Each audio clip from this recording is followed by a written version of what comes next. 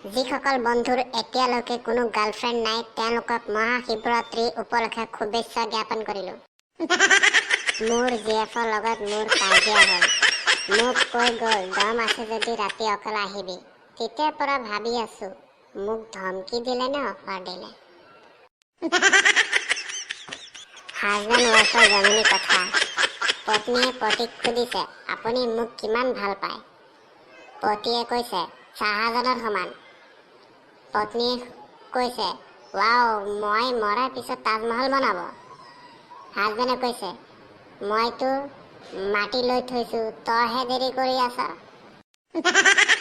গোলাপ ফুল ছিগি দিম কপৌ ফুল গুজি দিম তুমি মাত্ৰ মোৰ হোৱা মই আগৰজনীক এৰি দিম। এইবিলাক চাহ নে কফি? গোটেই কেৰাচিনৰ গোন্ধ। তেতিয়াহ'লে এইটো কফি। আমাৰ ইয়াত চাহত পেট্ৰলৰ গোন্ধ।